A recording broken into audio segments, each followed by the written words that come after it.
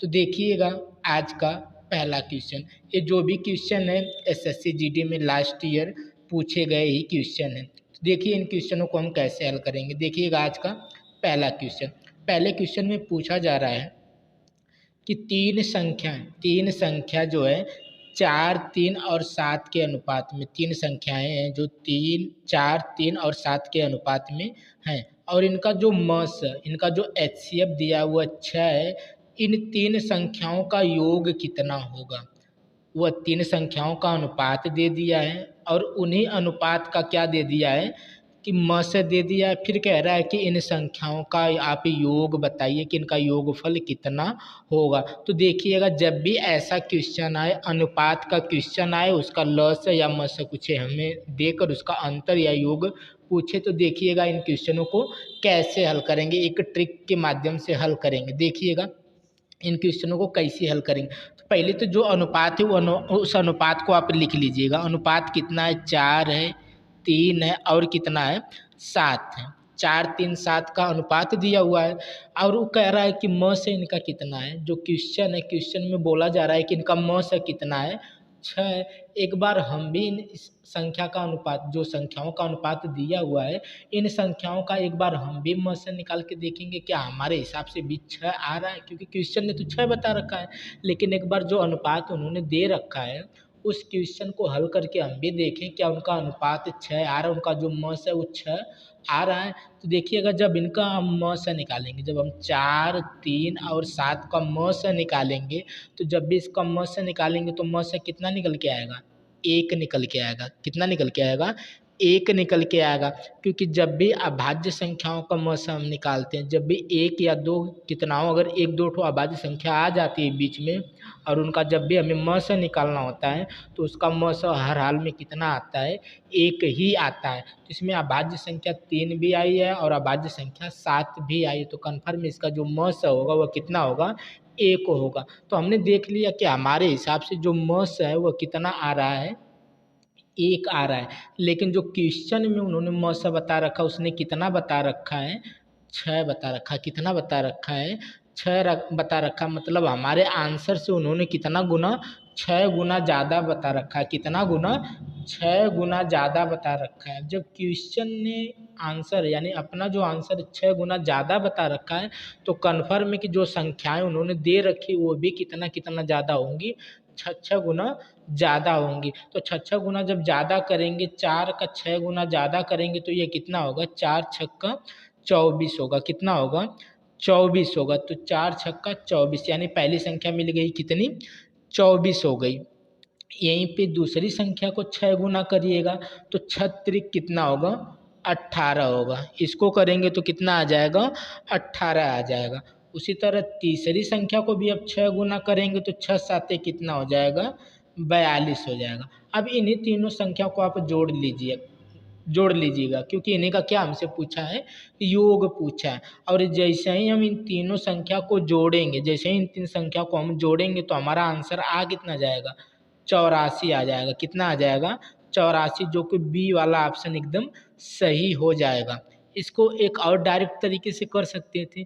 देखना, हमने जो म से निकाला था 6 निकाला, जो 1 निकाला था और उसने कितना निकाला था, 6 निकाला था। मतलब 6 गुना, मतलब हमारी संख्याएं कितनी होनी चाहिए, 6 गुना होनी चाहिए। तो हम सीधा अनुपात को इस बार जोड़ लेंगे। थोड़ा सा और डायरेक्ट कर रहे हैं, इनके अनुपात को ही हम क्या करेंगे, जोड़ लेंगे। जब इनके अनुपात को जोड़ेंगे तो कितना आएगा, 7 है, 3 10 होगा और 10 4 14, यानी अनुपात को जोड़ें तो कितना होगा, 14। और 14 का ही 6 गुना कर देंगे।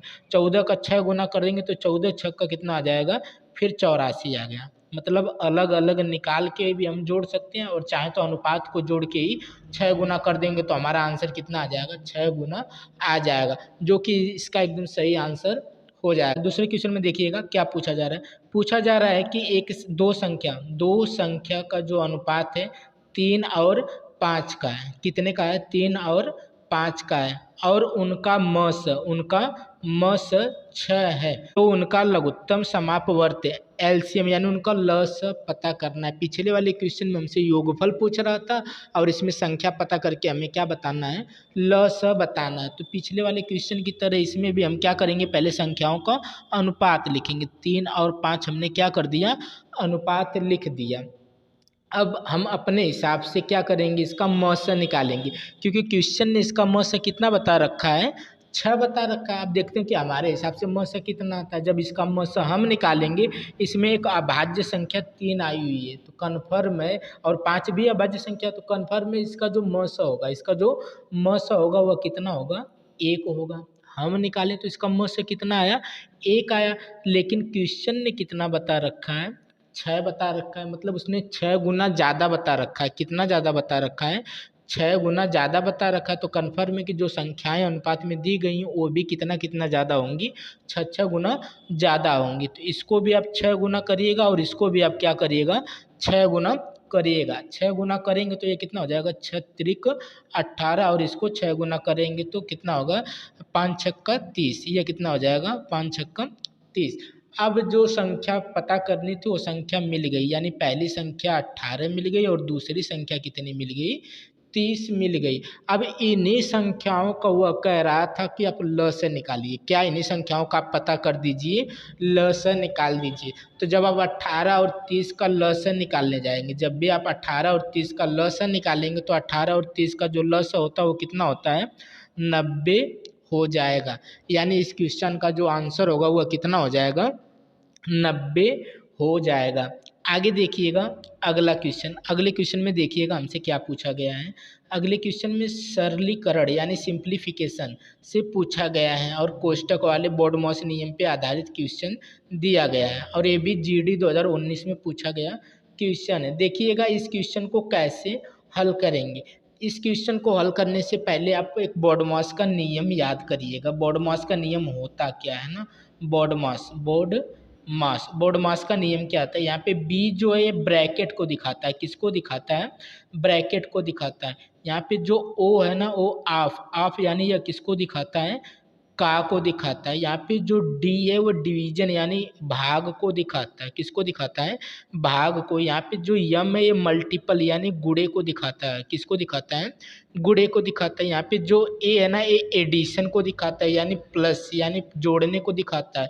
यहाँ पे जो यस है सब्ट्रैक्शन यानी माइनस यानी ऋण को दिखाता है। तो यानी हमसे सबसे पहले करना क्या होता है, बोर्डमॉस का नियम इसी रूल पे चलता है, यानी हमको सबसे पहले ब्रैकेट हल करना होता है, फिर अगर का आया तो का को हल करना होता है, फिर भाग है तो भाग को, फिर गुणा, फिर प्लस, फिर माइनस, यानी इसको हल करने का क्रम यही चलता है। तो इसमें देखिए पहले हम किसको तोड़ेंगे, ब्रैकेट को तोड़ेंगे, और ब्रैकेट में भी ध्यान दीजिएगा किस ब्रैकेट को पहले तोड़ेंगे ना। तो देखिएगा ब्रैकेट में भी पहले हम किस ब्रैकेट को तोड़ते हैं, छोटे वाले कोष्टक को तोड़ते हैं। छोटा वाला कोष्टक जैसे ही टूटेगा तो फिर किसको तोड़ेंगे, मझले वाले कोष्टक को तोड़ेंगे। जैसे ही मझला कोष्टक टूट जाएगा फिर हम किसको तोड़ेंगे, बड़े वाले कोष्टक को तोड़ेंगे। फिर उसके बाद भागे गुणे प्लस माइनस जो होगा उसको कर लेंगे। तो पहले हम कोष्टक तोड़ेंगे, तो कोष्टक तोड़िएगा छोटा वाला, तो छोटा वाला कोष्टक यही है 16 भागे 4, यानी 16 में भाग देना है 4 से। 16 में अगर आप 4 से भाग देंगे तो इसका मान आ कितना जाएगा, 4 आ जाएगा। कितना आ जाएगा, 4 आ जाएगा। और हमारा छोटा कोष्टक जो था ये क्या हो गया, टूट गया। अब इस छोटा कोष्टक जैसे ही टूटेगा इसका मान कितना आ गया, 4, और इसके बाहर जस्ट ही क्या लगा हुआ है, मझला कोष्टक यहाँ से यहाँ तक लगा हुआ है। तो और इस मझले कोष्टक में गुणे में क्या बचा हुआ है, 4 बचा हुआ है। गुणे में 4 गुणे 4 यानी कितना हो जाएगा, 16, यानी मझला कोष्टक भी यहाँ से यहाँ तक जब तोड़ेंगे तो इसका मान कितना आ गया, 16 आ गया। जैसे ही मझले कोष्टक से बाहर निकलते यहाँ पे भागे 4 लिखा हुआ बड़े कोष्टक में, बड़ा कोष्टक ही तोड़ना मझले के बाद, और बड़े कोष्टक में भागे 4 लिखा हुआ है, तो भागे 4 करेंगे तो ये कोष्टक भी टूट जाएगा।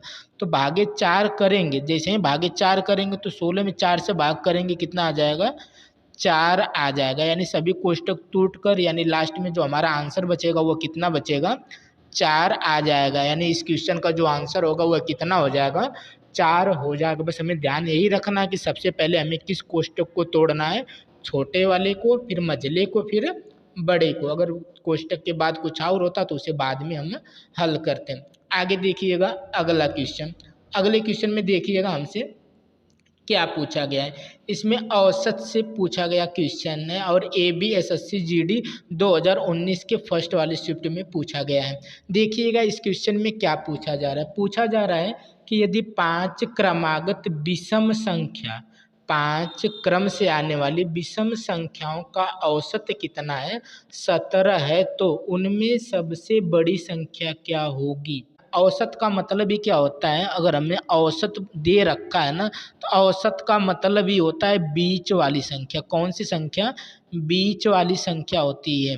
तो बीच वाली संख्या हमें बता दिया कि क्रमागत जो भी संख्याएं क्रम से लिखी गई हैं लेकिन विषम संख्याएं लिखी गई हैं। और कै ठो लिखी गई हैं, 5 ठो लिखी गई हैं। और पाँचों हमको पता नहीं, तो हम एक काम करेंगे, 5 संख्या का गोला बना लेंगे, 1 2 3 4 और 5। बस इतना करने से लग जाएगा। देखिएगा कैसे लगाएंगे।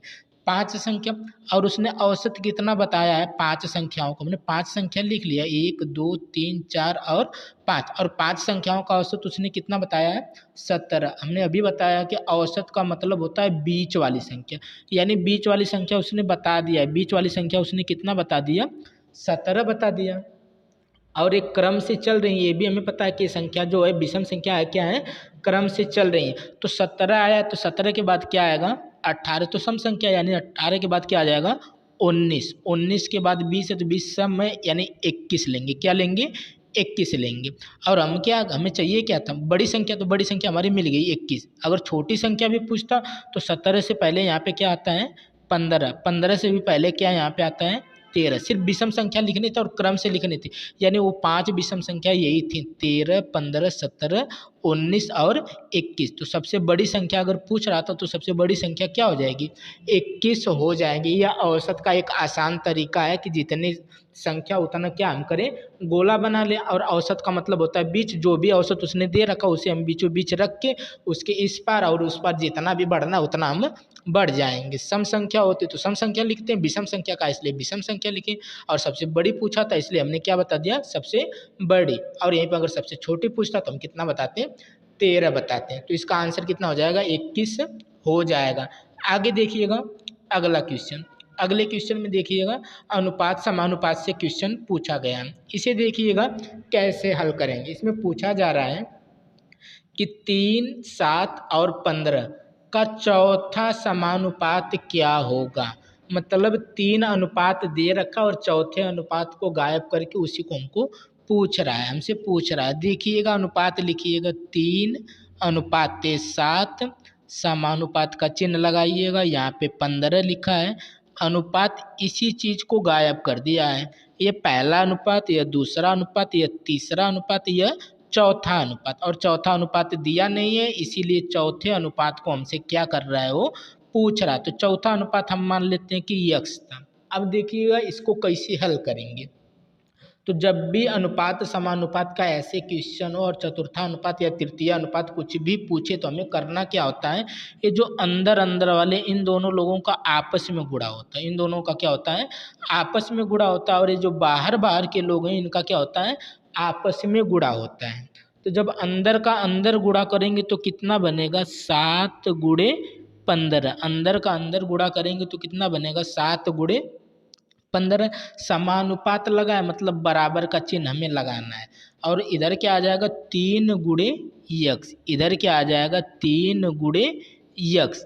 और जैसे ही हम इसको हल करेंगे देखिएगा, 3 से इस 15 को काटेंगे तो कितनी बार में कटेगा, 5 बार में कट जाएगा। तो क्या बचा, 7 गुणे 5 बराबर यक्स। तो यक्स की वैल्यू आ कितनी जाएगी, 5 7 35।